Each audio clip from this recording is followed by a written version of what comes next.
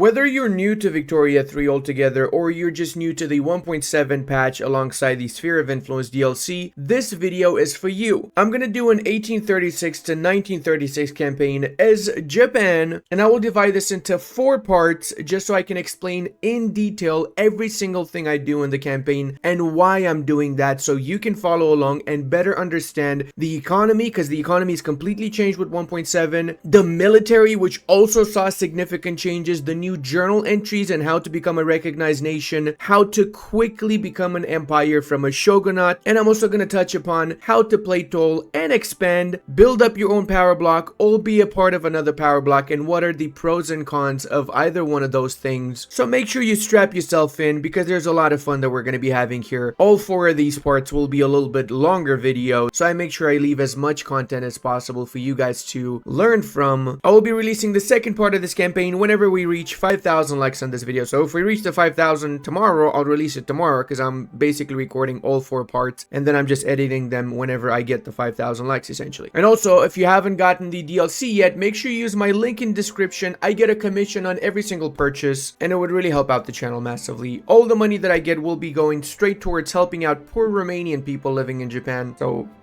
basically me. As the Japanese, we start off with a decent 10 million GDP as well as 31 million population. So population wise, we're actually on par with the French and even above the British a little bit. However, we've got some massive issues in our country, including our politics are absolutely horrible. We've got some of the worst legislation imaginable. That's why I personally think that Japan is a great nation to learn how to play the game as, because it has a very challenging start. It is not one of the great powers, and learning how to pass these legislations and become a modern nation, as well as how to catch up with your technology, which is far behind everybody else, and your military and everything else, obviously your economy too. It will make you a better player, and it will make it easier whenever you're playing as other nations, considering that this is not the easiest of starts, that is for sure. Since we talked about our technology, let's go ahead and start by researching stock exchange. It's because we want to get that extra 10% market access price impact, and it also unlocks protectionism in the trade policy alongside free trade. Obviously, we start as an isolated nation, so we need to have some other options we can go down, open up our borders, and open up our ability to trade with other nations so we don't completely economically collapse. The second technology we're going to go for is romanticism. Why is that? Well, because it allows us to switch from traditionalism, the current economic system, to agrarianism, which is a million times better, considering that traditionalism also offers minus 15%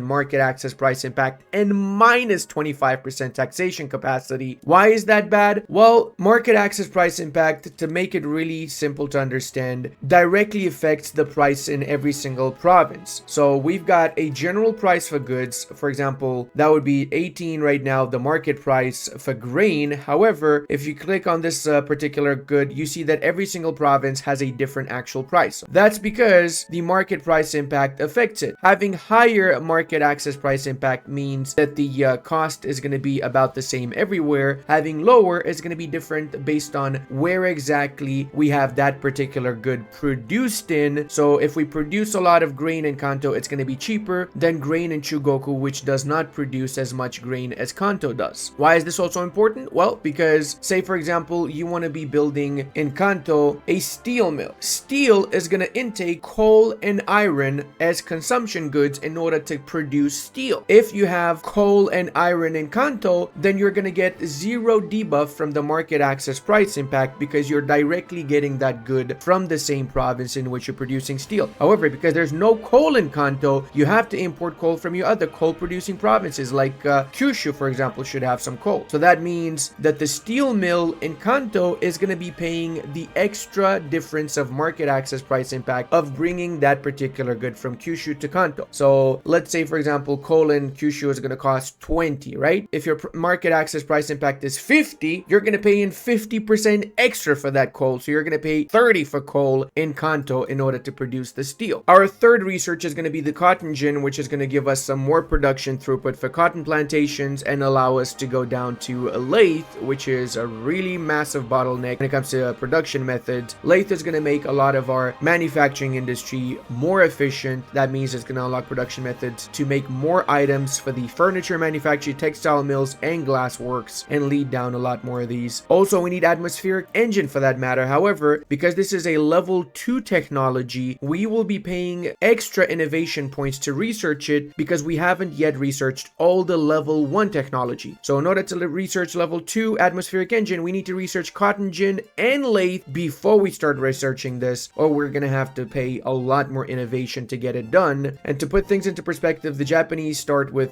barely enough technology to even fill up the first tier, whilst most nations start with mechanical tools. A lot even start with railways. So yeah, we really need to catch up. That's why we're gonna try our best to get as much innovation as fast as possible to bring up our technology to the same level as the great powers. When it comes to military, if you press F5 or you go to the military tab, you see on the first area your armies, then your navies, and in the middle demobilization. This screen essentially shows all the armies you currently have, and it allows you to just toggle a couple of buttons here, which will give you some bonuses for these armies. In exchange, you have to pay a higher upkeep for these units. So you could say, for example, increase the speed of these armies at the cost of some morale loss, or you can increase the morale recovery at the cost of some extra liquor required for the armies. As of 1.7, armies are significantly more important. The AI reacts a lot more to an enemy having more or less armies, and also armies are more expensive and have a harder time recovering manpower. So having better technology for your armies to recover manpower faster is really important. That means going to your barracks and setting these particular training methods. As you can see, we start with the basic one, which is 1,000 training rate. If we switch to the second one, we get 1,800, then 2,000, 2,400, and so on. Getting these technologies done is not a priority, however, because as you probably know, unless you're a massively warmongering nation, you don't even need to go to war, at least not in the first few years. And we're not going to go to war in the first few years. We're just going to have a couple of civil wars to pass a few legislations a little bit faster, and that's pretty much it. That being said, I will be making some changes here. I'm going to edit the army, set it by state so it's easier to see where exactly that army is based in, and I'm also going to color code it because I like color coding my armies. Japan starts with an army of 100% irregulars, and they're all extremely bad, which is why until we get line infantry, it really doesn't make that much of a difference if anybody at all decides to invade us. Whether we have 20 imperial soldiers or we have 100, it's the same because they're going to be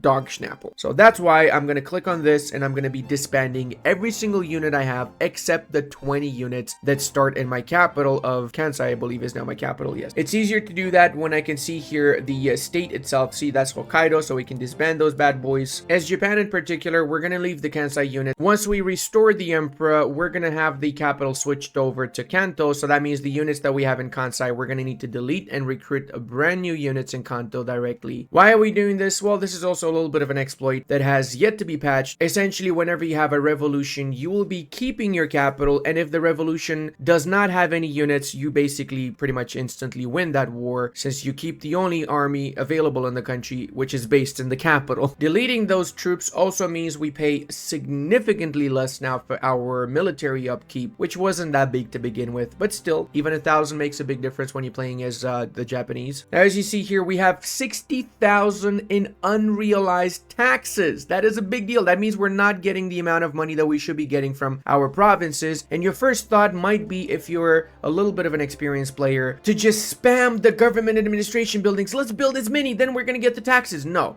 that's not how you get taxes in Japan. Sure, you can build some of these and they will help. However, building these out and exaggeratedly building way too many of these means you're gonna end up paying way more for the cost of paper than you should be paying, and you're gonna end up paying more than you're actually getting from the taxes, which is not smart. Instead, what we're gonna do to get those taxes is we're gonna change legislation. First off, switching from traditionalism means that we get an extra 25% taxation capacity. That's massive, because remember, we started with the debuff from traditionalism, and then we're gonna switch from hereditary bureaucrats to appointed bureaucrats, which gives us another 25% taxation capacity. So that's an increase of 50% taxation capacity from the get-go to fairly easy legislation to pass. And then you also, of course, build up the government administrations and so on, and you get better production methods for them as well, and you end up with actually being able to cover the taxation in your country. The main priority at the beginning is to build up our industry, give jobs to our people. I'm going to be going ahead and I'm going to make taxation up to very high. Why are we doing this? Obviously because we need the money, but not only because of that, we also get 20% attraction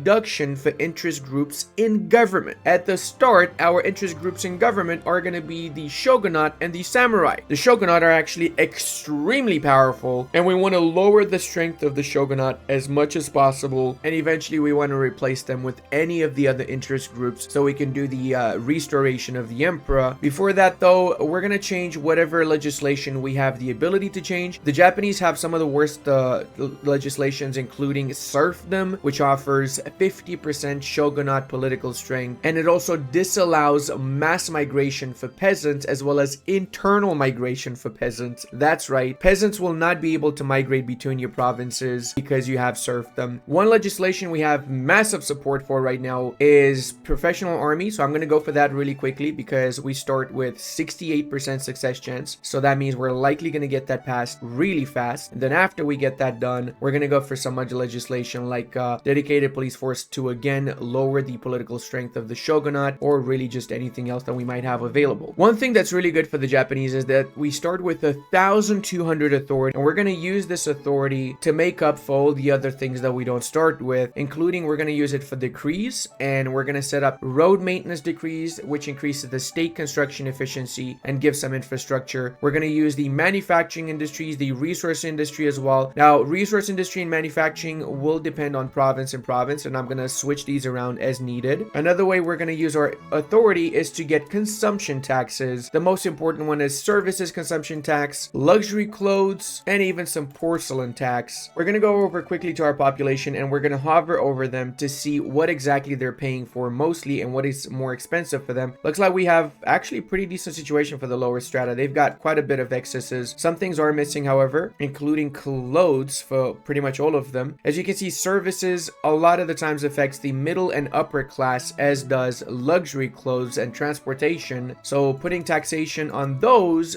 doesn't necessarily lower the standard of living as much as putting taxation on, say, liquor, grain, tobacco, and items that are more necessary for the lower strata, not just for the upper and the middle strata. First thing we want to do is we want to construct some more construction sectors, and we're going to do those in Kanto. So let's say we're going to do 5 construction sectors in Kanto from day 1, and then right afterwards we're going to queue up 1 iron mine. We're currently using the wooden building production method for the construction sectors. We could upgrade to the iron frame building. However, we're not producing tools, we're not producing iron, and we don't have access to importing these goods from outside. So switching over to this production method would literally kill our economy. We would be making massive efforts to actually be constructing with literally no tool and iron sources. So we're going to switch to this after we've got some tools and iron mines built, but that's not going to be a priority because we also need some logging camps, and we're going to set up a few logging camps afterwards as well in Kanto, say 3, and 1 cotton plantation, because cotton does give a huge amount of fiber, which the current production method uses, namely fiber and wood. And because we're going to have these construction sectors primarily built in our future capital of Kanto, we also want to have the fiber and wood directly there, so we don't need to import it from adjacent states, which means we're going to pay extra because we have very low market access price impact compared to other nations. In fact, right now we've got 60% market access, so we're paying 40% more. We're going to be using our influence points to improve relations with the Russians, the British, and we're going to try and improve with the French. However, we don't have a common strategic region with the French, so we cannot do any diplomatic actions with them or trade with them for that matter. Not like we can right now. We have no ability to trade whatsoever. However, we set up the Rhine as our declared interest, so that means once this is established, we'll be able to trade as well as interact diplomatically with Prussia, Belgium, Netherlands, France, because all of them have a province at least within this particular region. We're going to do the same with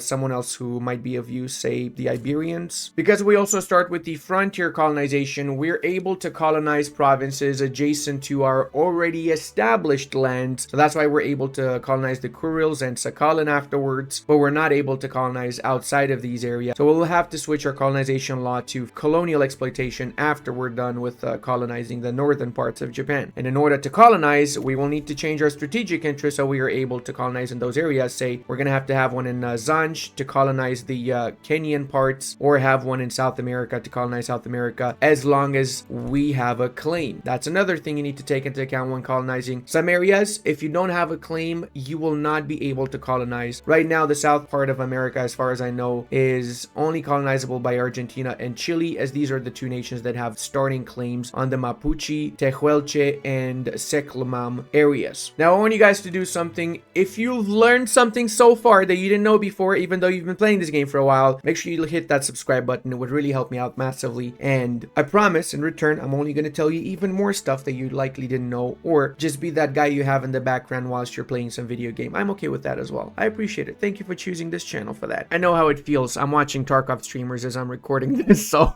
seeing as we've got a little bit of extra authority lying around, I'm gonna use this to get some decrees around my country, especially the promote social mobility, because we don't really have that much education access. Getting this decree gives us 25% education access in the provinces affected, which can come in massive handy, especially in the early part of the campaign. That being said, I'm not gonna use all the authority points because whatever we have in excess will make it so we enact legislation faster. Look at that, we got 14% time enactment for legislation. I'm gonna cancel actually the resource one because we don't really need it right now. And then we get up to 20%. You know what? I'm gonna cancel this as well because I really want to pass my legislation faster than anything else. There you go, we're up to 25%. That's a-okay for now. Once I'm done with the legislation that are absolutely vital, I will use this primarily for my edicts, the authority points that is. With 1.7, we also have the addition of the power blocks. There's a few power blocks at the start. We've got the Prussian one, the Austrian, the Ottoman one, Russian, and the English one. Usually the French make their own power block or they join another power block, and a lot of the times they take over leadership, so let's see what happens. Whatever the case, if we join a power block, we need to be very careful because it's going to be extremely hard to leave that power block, and in general it's better to have your own power block because you get more benefits from it and you have more say in the matters of what's going on in the power block. So in order to do that, we're going to need to first off research civilizing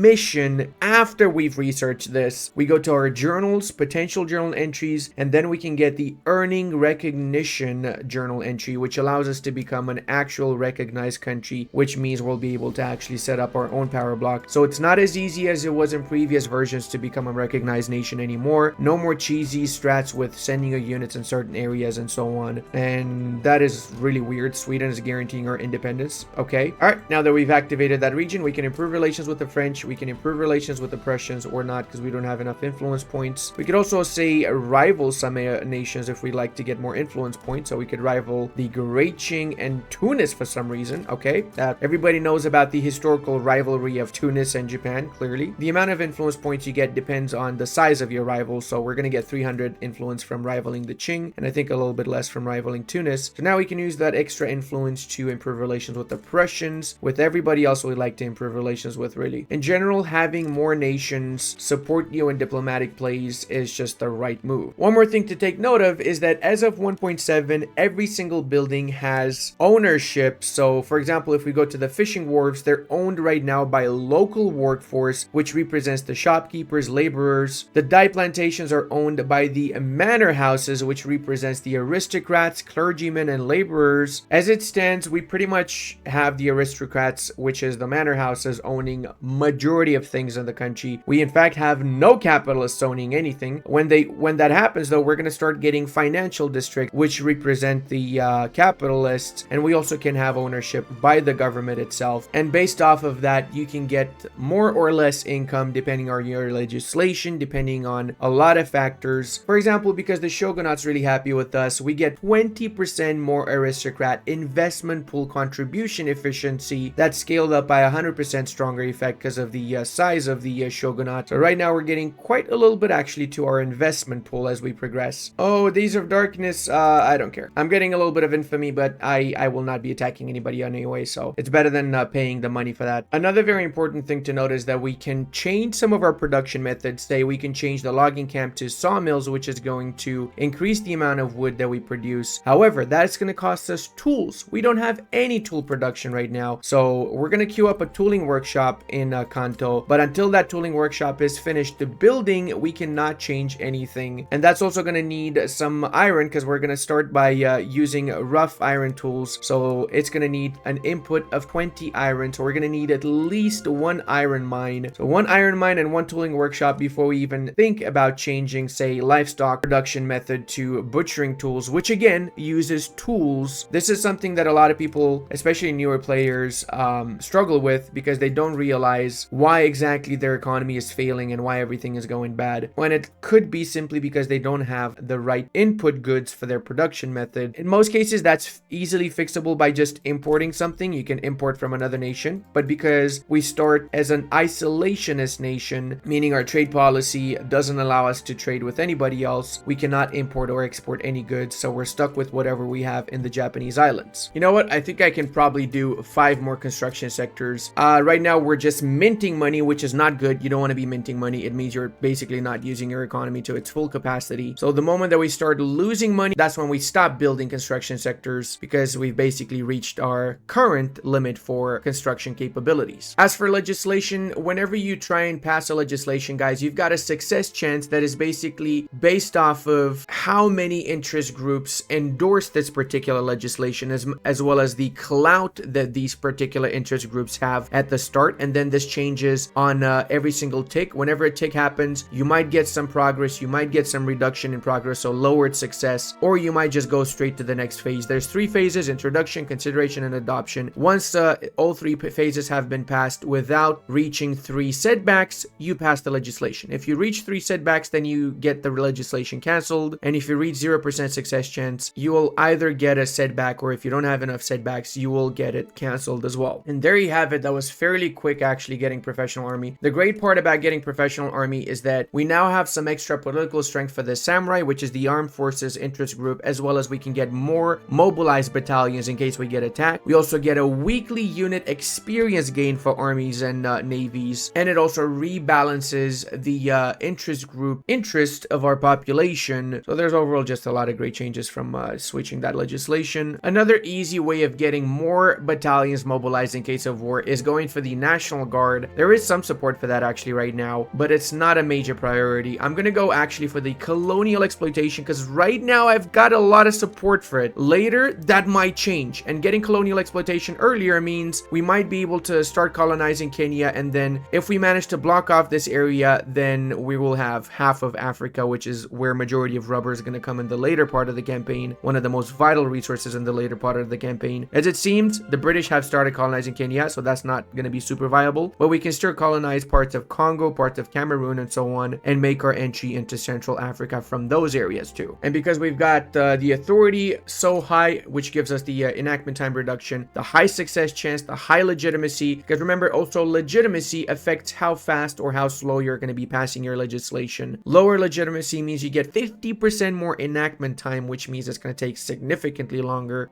Above 90% legitimacy means you enact even faster. I don't think we can get that. Oh, we can actually. Temporarily, we could do that so that we can pass this significantly. Oh my god. Oh my, look how fast that's going. Dude, what? 36 days to have 1 tick. That is actually ridiculous. 60% faster because of righteous government. So that means legitimacy is really high. Extra authority 25% and timed modifier 10%. Wow. I'm honestly shocked by how fast that's passing. And there you have it, boys. We got colonial exploitation. We're gonna start exploiting Africa after we finish getting Sakhalin. I'd rather get these areas just in case before the Russians decide to get those areas, you know what I mean? Now, despite having 90% legitimacy, we don't have access to any legislation we want to pass. So we want to get more interest groups in the government to have more available options. As it stands, the clergy doesn't really give us many. So let's reform and get the armed forces as well, or the samurai. That way we have access to the dedicated police force, which I am really hopeful is actually going to pass. We also managed to finish our very first tooling workshops. I'm going to change this from rough iron tools to crude tools until I finish my iron mine. And I'm going to go to rural, and I'm going to use these tools in my logging camp. So let's change to the sawmill. Now, all the tools that are going to be produced in the tooling workshop will now go towards the logging camp. However, we do have a shortage of tools because right now we're not producing enough tools to sustain all of the logging camps. If you have a shortage of a specific good, this can give you some massive debuff, and you will eventually have up to a 50% penalty for lacking that specific good. This will get better, of course, the more tools we produce, but it is not a very easy process. One more thing you probably noticed when you click on the tooling workshop, it is right now owned by the government, by us directly, not by one of the aristocrat manor houses. But if we want to, we could also privatize this, and we get for one level 150,000, which in some cases is actually not the worst idea. And I'm just quickly realizing that this legislation is actually going to fail. It's not going to pass. I'm going to cancel it myself. Let's see if we can get National Guard. Hope, fingers crossed we can. So we finished building our first iron mines. That means we're going to be switching over to the rough iron tools, which will intake iron from the iron mines, and in exchange is going to produce more tools. We're producing 60 tools rather than the 30 tools that we would be producing with the same amount of workers. And that's great because these tools means that we don't have any more shortages for the logging camps. Actually, we do have, I think, a little bit. We need to have a few more tools. Not to worry though, we're getting our second tooling workshop as soon as possible, as well as the other iron mine to support it. There you go. The price of iron skyrocketed because the tooling workshop has a demand of 20 iron. The problem with our initial iron mines as Japan is that we only start with the basic pick and shovel production method, so we're only getting 20 iron per mine. We need at least the atmospheric engine pumps to get 40 iron per mine in order to switch over from the wooden buildings to the iron frame buildings. Otherwise, we just would not be able to have enough iron production with that production method to sustain all the construction sectors. It wouldn't be economically viable to do so. That's why we need to research atmospheric engine pumps before we even switch on over to the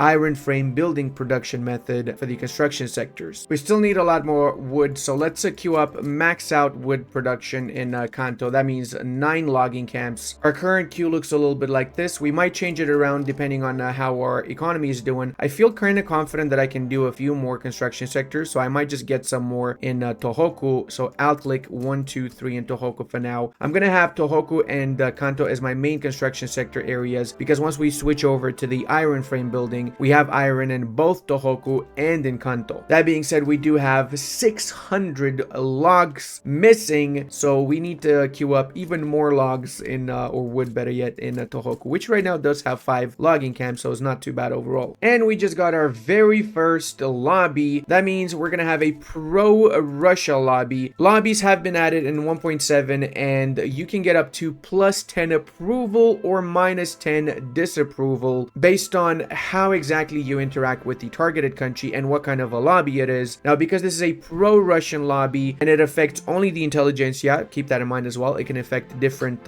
interest groups, and sometimes you can add or remove interest groups from certain lobbies. Doing actions that are pro-Russian gives us increased approval for the intelligentsia. Doing actions that are against the Russians will lower the approval of this lobby, and as such lower the approval of the intelligentsia. Fairly straightforward, the lobbies, in my opinion. And it seems like the natives are rebelling. Let's send our amazing irregular units to wipe out the Sakhalin Nativikims. Take note, sometimes it's not necessarily better to change to certain production methods just because you have them. For example, here, the rice farms, we could change to harvesting tools. What does that mean? It means that the cost of tools is going to increase because it's going to require tools to be used here. It also means it will slightly increase the amount of grain that you're going to produce in these farms, but at the same time, it decreases the amount of laborers. And right now we've got 6.7 million people that don't have jobs, so we don't want to decrease laborers when we literally need as many jobs as possible just to get a little bit of extra grain out of these particular farms. I just had literally 4 ticks that failed. 4 ticks that failed in a row. That canceled my movement to get the National Guard. How can I be so unlucky that I get 4 ticks in a row that fail? Like, what? We literally had like 30-something% and we went down to 0. Come on, man. We have reached a situation in which we've got no legislation to pass, okay? That's primarily because our shogunate's actual scumbag. So how do we change that? Well, one easy way to do so, and we actually could have done this from the beginning to be fair, is we take the shogunate out of the government, confirm, and then afterwards we fire this guy by exiling dissident, and then the next guy that's going to come in charge is going to be a reformer. That's because this is General Hidetatsu Egawa. He is a part of the shogunate and he has really high popularity, and he usually is one of the 3 generals that potentially can take leadership of the shogunate. How did I make sure that this guy took leadership though? I fired the other guys. So that way I made sure that the only other option there is to just have this guy in charge. And because of this guy being a reformer, we can also add the intelligentsia to the government and not have a complete collapse of the government. We still have 49 legitimacy, which means we can pass some legislations now, including we can try and go for homesteading, which means we lose 50% shogunate political strength, and it allows internal migration for peasants, which is one of the most important things for now, because allowing that means that our population will be able to get jobs in adjacent states if they don't have any jobs available in their own state. This does also mean that we're gonna have a revolution revolution now, since it's 100% gonna piss the schnapps out of the shogunate. There you go, as I was saying. And as you probably imagined, every province except Hokkaido in the north and our capital is a part of the revolution. That being said, the revolution has 0 units. They will try and recruit some conscripts, so keep that in mind. But we've got the army, so we should have the upper hand over them. Boy, it's really scary when you literally lost the entirety of your country. Let's set up some temporary edicts here, and we're basically just going to be building in Kansai for the time being until the revolution is over. And it's on, boys. They seem to have recruited 0 conscripts, so that's actually really good for us, because it means we're probably going to be winning this really quick. Let's see what lobby opportunity we got here. Make an alliance with the Russians. That's going to be impossible. There you have it, boys. We've done the restoration, honorable restoration. We didn't even need to wait for any years. It instantly happens if we get the revolution and we win against the shogunate. That means we now have the Ninka restoration. The restoration name is based off of the emperor that is historically alive during that period. So if we did this in the 1860s, it would be called the Meiji restoration. We have 2 options. We can either bolster the intelligentsia or the industrialists. I'm actually going to go for the intelligentsia because that was the one that actually helped us the most right now. Only 30 legitimacy. It's going to take a little bit of time for everything to come back to normal, but we're working our way towards it. Edo is the new capital, so if we ever have revolts again, we need to make sure that these troops are going to be in Kanto or Edo rather than in Kyoto/Kansai. Basically, that means no more revolution for the time being, okay? We have to also redo our construction queue and our production methods now. We're going to go back to iron tools, market square, and of course, sawmills. We still have a massive shortage of wood. We're probably going to need to build a lot more logging camps than we have right now. We're only at 33 legitimacies, so it's not the greatest of situations, but once we've actually gotten homesteading done and we pass a couple more legislations, we should actually be fine. We have 3 new journal entries. These are essentially missions, which once completed will give you certain bonuses. In the case of the Meiji restoration, or better yet, Ninka restoration, in order to fulfill this, we need to do all 3 of the restoration journal entries. That means we need to have 70% of all of our states a level 5 urban center and a railway. We need to enact certain legislation, including get rid of serfdom, which we're doing right now. And we also need to stop being isolated and stop having closed borders and traditionalism as our economic system. So it's a long way, that's for sure. It's not going to be easy, but it's going to be worth it. We are in massive shortage of clippers and tools, so we're queuing up a lot more tools now. We just got lathe, which means we can now change some of our production methods to actually make some money, including the lathe production method for the furniture manufactories. This does mean that we're going to need more tools now, and we already have a pretty significant shortage of tools, but not to fear. We pretty much queued up only tools for a while now. We actually need to queue up a shipyard too, because we're missing a few clippers. So let's queue it up over here in Kyushu. We might as well build it in the province where we already have 1 building of that particular type, because remember guys, the more buildings of a particular type you have in a province, the more throughput bonus you get. So here we get an economy of scale throughput bonus because we have 9 buildings. It should be 8% throughput bonus. However, we got minus 50% economy of scale bonus from the fact that 9 out of 9 are nationally owned levels. In order to get 100% economy of scale bonus, we need to mix it up, not have only nationally owned, also privatize some of these particular buildings. So that's a major thing you need to realize with 1.7. You need to have a good mixture of private and nationally owned buildings in your provinces. Otherwise, it's going to be a little bit of an issue. So the French formed finally their own power bloc, the Association of Syndicates. Okay, that's interesting. Are they a communist nation or something? No, they're a monarchy. How come they got syndicates despite being a monarchy? That's the real question right there. We're really close to passing homesteading, guys. I had to lower the amount of construction sectors that I have because the reality is until we pass certain vital legislation, namely we change from hereditary bureaucrats to appointed bureaucrats, and we change from serfdom to homesteading, as well as we pass certain technologies as well. Until that happens, taking credit as Japan kills us. You want to know why? Look at that. We got 18,000 in credit and we're already paying 100 interest. That is freaking massive. The amount of interest you pay as the Japanese is insanely huge, and I cannot increase my taxes to very high because that would lower my legitimacy way too much. I wouldn't have enough legitimacy to pass homesteading. Once I've passed it, I can increase my taxes, and as such I can increase my construction sectors and ramp up my economy. But right now I am 100% prioritizing getting my legislation fixed, because getting rid of homesteading is actually insanely important right now. The landowners still have 12% clout about after the revolution, and they're growing super fast because of the legislation that supports them. And passing this also means we're going to empower the Hayman or the Peasants Guild, which means we will be able to pass agrarianism afterwards, since the only ones that are supporting that are the Hayman and the industrialists and the trade unions. But industrialists and trade unions are marginalized, so that really doesn't matter whatever they have to say, meaning we have to 100% rely on the Hayman to pass this legislation, which is our only chance to get rid of traditionalism. So that being said, in your own games, don't be too scared of sometimes lowering the amount of construction sectors that you have and just ramping it back up later afterwards whenever you're able to afford more construction sectors. It's honestly better than starting to go into massive debt and as such, losing a grip on the amount of interest that you have to pay. And there you have it, boys. We got homesteading, meaning now, most importantly than anything else, we are able to have population move from one state to another. Before, because of serfdom, it did not allow mass migration, it did not allow internal migration, nor does tenant farming allow internal migration for that matter. So now we don't have those issues. We're not constrained by that, meaning we can try our best here to go for agrarianism. Our percentage right now for that is 26%, and we've got a little bit of movement to pass agrarianism. So fingers crossed we get this on the first try without any revolution. That would be optimal. So now that we've passed that, I'm gonna go for appointed bureaucrats, not agrarianism first, because I want to wait until this particular movement gets a little bit more support. Right now, only 25% success chance is not much, but I got 31 success chance for appointed bureaucrats, which is significantly more. And if this passes, then we are gonna get 25 more taxation capacity. So we essentially fix a lot of our economic issues. Instead of losing 53,000 from unrealized taxes, we're gonna lose like 35 or something taxes. Since we have become the Empire of Japan, we can also adopt state Shintoism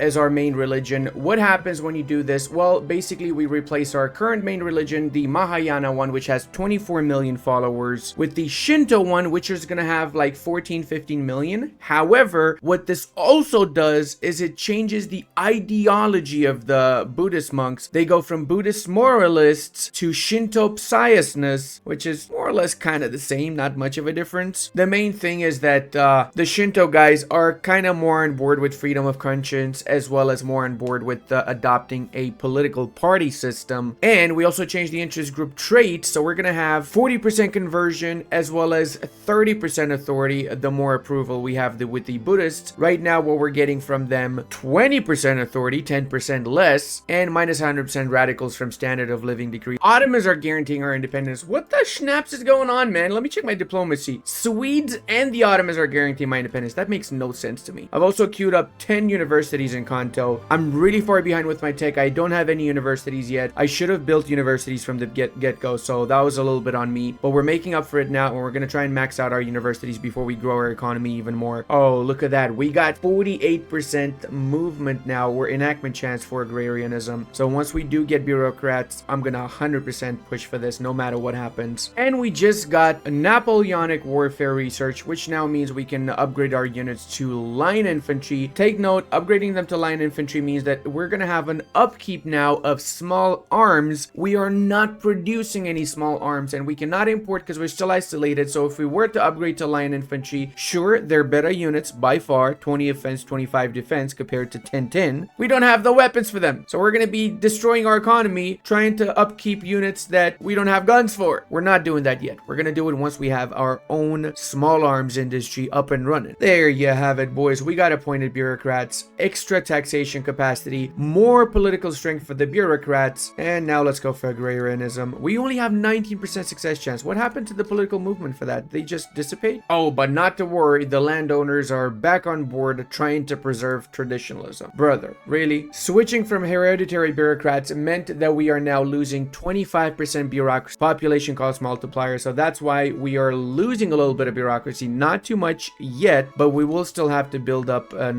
government administration building. Let's get it set up in our capital for now. Oh, dude, hails, yes. Technology spread for society plus 100. All we gotta do is owe Russia an obligation. I'm okay with that. I don't mind if Russia calls me into some of their wars. We got the atmospheric engine journal entry done, so we can choose between some throughput for our mines or get some technology bonus for the water tube boiler. Always, in general, when you get these type of choices, go for the technology, because reality is that the technology makes a much bigger difference and an impact than the throughput makes, especially in the early part of the campaign when you're not going to be producing that much anyway. anyway, so that throughput's not going to be scaling too much in any case. We did the Fall of the Samurai journal entry also now, so that means we can get rid of the Bakufu ideology that the samurai have. This is horrible because the Bakufu ideology endorses serfdom, monarchy, autocracy, stuff that we really want to see out of our government. We're going to go for the first option, and now the samurai have the Democrat ideology, meaning they're going to be on board with universal suffrage, census suffrage, wealth voting, elected bureaucrats and appointed bureaucrats. And we also got an agitator that we really don't want to have from them, so we're going to be exiling him from our country. Also, we've changed another one of our production methods, which requires that we now have fertilizer. We are by default producing some fertilizer when we switch over to the increased wool gathering. Right now we're doing 18 fertilizer, which is not really that much, so we need to actually get some fertilizer factories in. We're building them over in Chugoku, which also has sulfur, so we have to queue up a sulfur mine right after the fertilizer plant, or the fertilizer plant's not going to have anything to work with. And this ensures that we have a much better production method for the rice farms, meaning with less rice farms we can get more grain out of them. Also, until we finish our fertilizer plants, we're going to be changing most of these to the previous production method, and only will be keeping a couple of them on the new one. Enough, as many as we can actually supply with fertilizers, so that means right now just the two ones in Chugoku actually. So we've got again legitimacy issues. That means we've had to lower our taxes in order to get more legitimacy to be able to keep on passing this legislation. So I'm going to be pausing construction altogether in order to be able to actually have a shot at passing agrarianism before the revolution triggers, or I have to cancel the legislation. Honestly, out of all the patches, I think 1.7 is the most brutal one when playing as the Japanese. The legislation changes are just insane. Words cannot describe how relieved I am to get agrarianism. Oh my god, dude. Like, it genuinely, I was on the verge of Alt F4ing and not playing the game anymore. It's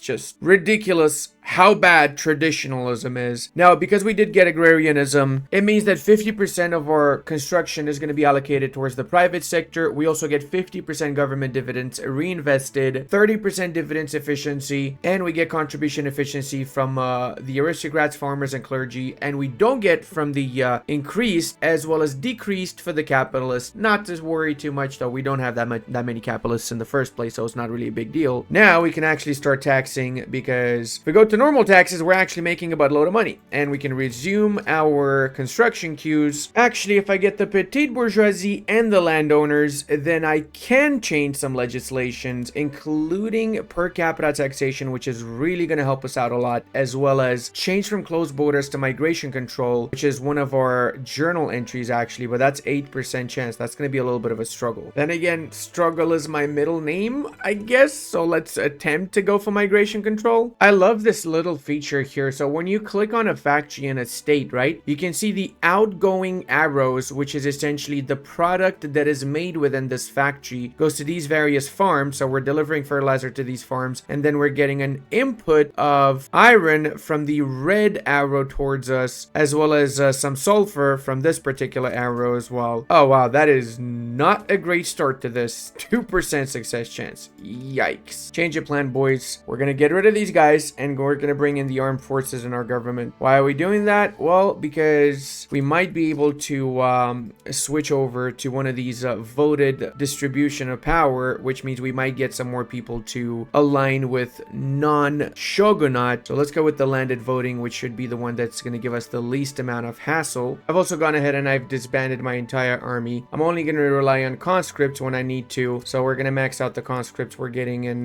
Kanto for now. We're also going to go ahead and research central archives, which once more is going to help us with a flat 25 taxation capacity, and it's going to unlock some new production methods in the government administration to help even more. What on earth just happened here? Heavenly Kingdom. When did Great Qing collapse so freaking hard? I mean, it's gone. It's completely freaking gone. This would actually be an amazing opportunity for me to expand into China, but I got bigger issues. I can do that later in the campaign as well. I really have a set target of revamping our legislation by 1860. That way, after 1860s, we can start focusing on the economy and everything else and starting to catch up with the rest of the great powers. Holy shit, man. Can we actually pass this? What is going on, dude, in this run? Like, actually, I've been been struggling my ass off here with these legislations. This has refused to pass like 6 freaking ticks in a row, dude. Come on. Oh, yes, baby. I just saw my economy go up by 5,000 the second that we researched that technology. That was glorious. So I'm actually going to research dialects first because that's going to allow me the philosophy department production method for the university, which means we're going to get more weekly innovation out of that particular production method from universities. Also fairly confident I can switch over to the iron frame buildings, at least save 5 of the construction sectors. And there you go. We go for condensed engine pumps, which should fix any sort of issue we have with iron now. Let's see, what's it looking like? 160 on the minus. Make sure we bring these coal mines at the top of the queue right after the government administrations. Hey, we got adoption phase. Hell yeah, man. And there you have it. We got landed voting. We have a nice prettied up change of flag as consequence of having a kind of constitutional monarchy now, since we have a voting system. We have some extra political strength for the upper class of our society since they have the right to vote, but we also get some legitimacy off of those votes, so that's not so bad. And after a couple of voting sessions, we might be able to get someone else on the government that's not the landowners that would love to change our situation and change our legislation more. Oh, okay, now we're talking, boys. Look at that. Because of the voting changes, the agrarian party actually has a lot of support now, as does the intelligentsia. They went up a little bit, didn't they? Yes, they did. Okay, so let's see what we can do now. Totally attempt to do this, which means we would get rid of an extra 10% political strength for the landowners. And I'd love to get the secret police too. Screw it, I'm going for the secret police. That's gonna make a few individuals happy as well, so that's not bad. And we got another this guy again. Bro, I keep exiling this man and he keeps coming back. What is going on here? Let's see how much of a change this makes now. Changius Maximus. It's gonna give us 45 innovation. Okay, so we're going up to 101 innovation. We need a few more universities and then we are actually capped out. And if we change this as well, we would have significantly more bureaucracy. We do not need it right now, so we're gonna change that once we need it, of course. I'm gonna get 5 more universities here, and I'm gonna attempt to go full on iron frame buildings. It also means we're gonna need significantly more iron now, so I'm gonna need to queue up a buttload of iron mines. The great part of our situation is that we have 9 million in our investment pool, which is gonna get used. Problem is we don't have the right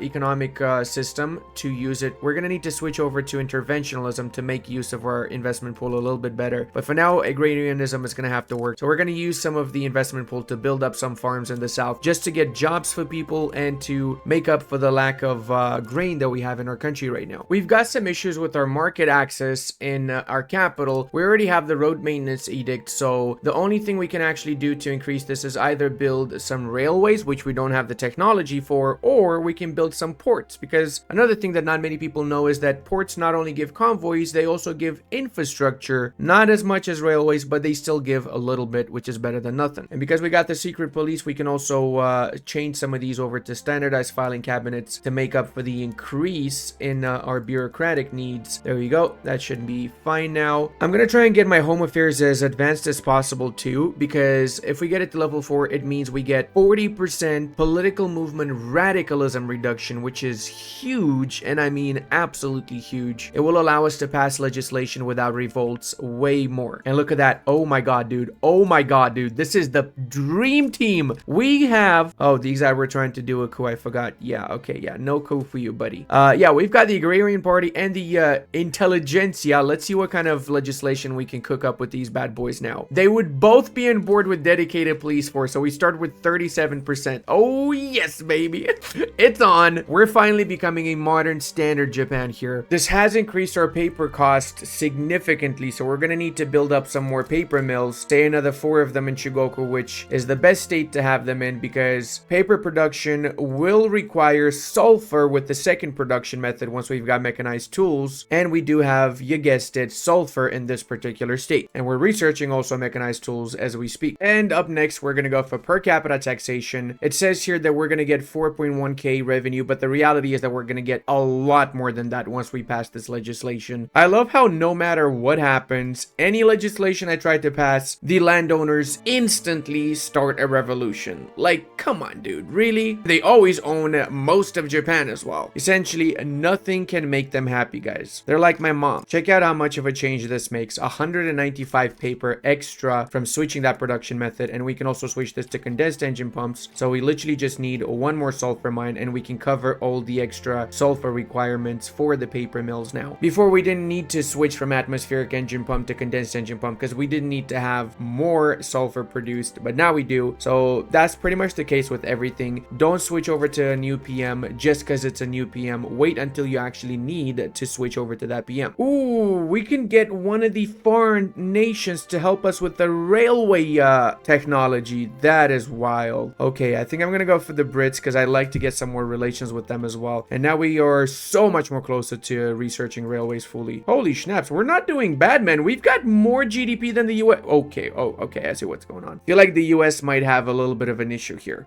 Are they at peace? Because it kind of looks like they are. Oh, they made peace. So there's 2 US's in the north of America, not one, and they're not at war. So I'm not sure how that's gonna get handled. If they're gonna be evolving in parallel to each other, how is that world gonna be like? On the bright side, with this patch, they actually fixed a lot of things. So look at that. The Confederacy has the slave trade and the US has it banned. So it actually is accurate now, not like in previous patches where it was pretty much the opposite. Oh, such a great day. 1860 on point, and we got per capita taxation as well as we researched railways. So this is the moment where we're gonna start snowballing like crazy. Now another cool thing is that we've gotten the gold mines in Hokkaido finally. So we're gonna be building a buttload of gold mines here. Max this out because this is just free money essentially. And we're also gonna be building a few more textile mills, furniture manufactories, also just basic stuff to increase our standard of living and to also make some money out of, because afterwards we're gonna start to increase the amount of construction sectors that we have. So we're gonna need some money for that. As it stands, if we were to go to max taxation, we have 210,000. So it's not too bad, but we don't want to go on max taxation. We want to grow our economy with medium taxation if possible. We're already taxing the shit out of everybody from a consumption tax. Jesus, mother of God. I got 2 agitators. Both of them want me to pass state religion. I mean, if I was to just fight against this, I would honestly just lose. I mean, come on. We got 100% success chance for this thing. It's ridiculous. Sometimes you do have to go with the flow in this game as well. There we go. That lowered our radicals by 2 million, so that's not so bad actually. We also got the first explosives factory, which we're using to increase our production of iron. Right now we're using the nitroglycerin production method here, which adds an extra 122 iron, meaning we only have a 200 shortage of iron, so we still need to queue up a few more of these iron mines here. And because we're starting to get massive market access issues, we might need to get a secondary railway. Before anything, we do need to get the motor industry and the steel mills, because we need motor industries for the railways and we need steel to make sure that the motors get built. So it's just a scaling effect. You need one and the other to make sure you have just railways. Knowing what exactly you need is really vital though. So make sure you hover over what exactly is the input items, which gives out the output items afterwards. Right now, look at that. 525 we're paying for 5 engines because we just don't have any produced right now. It's going to take another 12 weeks before we actually get our very first engines out. I'm genuinely thinking to build some more construction sectors. I feel like we can definitely afford it. Yeah, let's get another 5 construction sectors after this is done. There we go. 5 more. Oh my god, we actually have an agitator for migration control.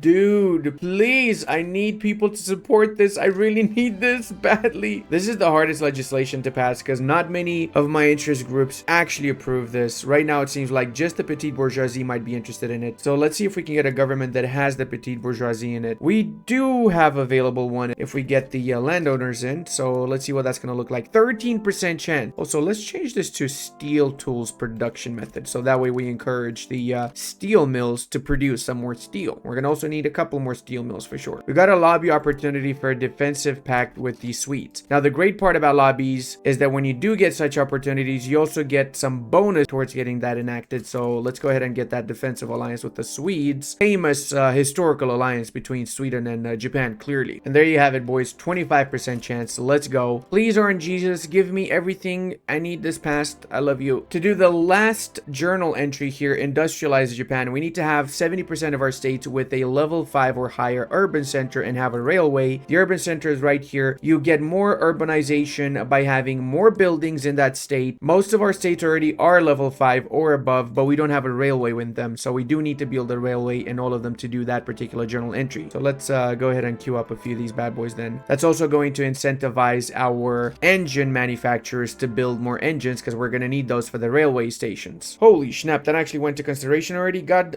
dang. We can also get our very first company quite a few years later than most nations can. And we're going to go for the Empire of Japan metals, which is going to give steel mill throughput, as well as iron mine and lead mine throughput and company bonuses. So speaking of, we need to build some lead mines because we haven't done yet, and that way we can also change our glassworks production method to produce more glass. I'm going to finish the first part here. I hope you guys enjoyed this. Don't forget to leave a like so we can continue this campaign and get it all the way up to 1936. And if you haven't gotten the DLC for yourself yet, consider using my link in description. I do get a commission on every purchase with it, and I really appreciate it. So until the next time, have a great day, everybody.